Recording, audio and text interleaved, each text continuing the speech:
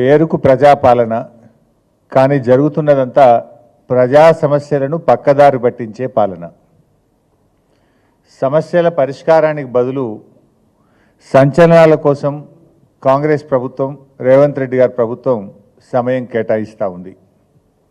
ఇవాళ రాష్ట్రంలో ఏం జరుగుతుందో మనందరం చూస్తున్నాం. మీరు జర్నలిస్టులుగా మీకు కూడా తెలుసు, మీ కుటుంబాల్లో కానీ మీ బంధుమిత్రుల్లో కానీ ఎవరికి ఫోన్ చేసినా ప్రతి 2 ఇండ్లలో ఒకరి జ్వరంతో బాధపడుతున్నారు. ఈ రాష్ట్రంలో జిల్లాల్లో కానీ గ్రామాల్లో కానీ హైదరాబాద్ నగరంలో కానీ ఇవాళ విష జ్వరాలతో ప్రజలు అల్లాడుతూ ఉంటే ఈ ప్రభుత్వం మాత్రం ప్రత్యర్థుల మీద విషం జిమ్మేటువంటి కార్యక్రమానికి రేవంత్ రెడ్డి గారి ప్రభుత్వం పాల్పడతా ఉంది. రోజు పత్రికల్లో పతాక శీర్షికన వార్తలు వస్తూ ఉన్నాయి. డెంగ్యూతో ఒకే రోజు 5గురు మరణించారని, డెంగ్యూతో ఈరోజు ఒక పత్రికలో చదివాను 3 మరణించారని, 4 ఏళ్ల చిన్నారి చనిపోయాడని, ఒక ఇంజనీరింగ్ విద్యార్థి చనిపోయాడని. అంటే పిట్టల్లాగా ప్రజలు రాలిపోతూ ఉంటే విషజ్వరాలతో డెంగ్యూ, మలేరియా, చికెన్ గున్యా వ్యాధులతో గజగజలాడిపోతూ ఉంటే ఈ ప్రభుత్వానికి చీమ గుట్టినట్టు కూడా లేదు.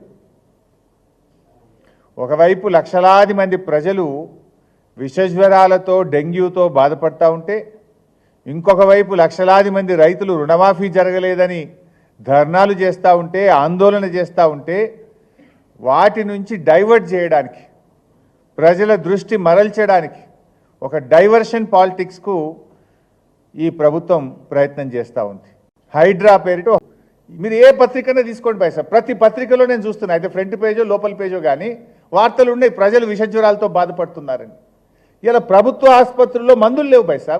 లాస్ట్కి పోతే ఉస్మానియా ఆసుపత్రి ప్రాంగణంలో 3 ప్రైవేట్ మెడికల్ షాపుల్లో విపరీతంగా ప్రజలు ఇలా మందులు కొనుక్కునేటువంటి పరిస్థితి.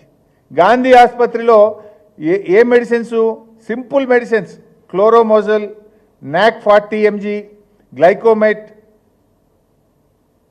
ఫ్లెకన్జోల్, పారాసిటమల్ లిక్విడ్ 10 mg, అటినాస్ 10 mg, సారావెట్ క్రీమ్, ఆయింట్మెంట్, అమెక్సోక్లిప్, పెంటాష్ డిజైన్, కాళ్ళ నొప్పులు కీళ్ళ నొప్పుల మందులు, ఈ మందులు లేవు దవాఖానలో. అసలు మందు ప్రభుత్వ ఆసుపత్రుల్లో మందులే లేవు, బయటకు రాసే పరిస్థితి వచ్చింది. మీరు రివ్యూ చేయాల్సింది ఏంది? ప్రజల ఆరోగ్యం కంటే ముఖ్యమైనది ఏంటిది? ఇవాళ ఎక్కడ చూసినా రాష్ట్రంలో పూర్తిగా పారిశుద్ధ్యం పడకేసింది. గ్రామాల్లో కానీ మున్సిపాలిటీల్లో ఎక్కడ కూడా చెత్త ఎత్తే పరిస్థితే లేదు. జిహెచ్ఎంసీ కమిషనరే చెప్తుంది కదా, నా ఇంట్లోనే 3 రోజులు చెత్త ఎత్తలేరని. ఇక ప్రజలు కూడా పట్టించుకోవాలి.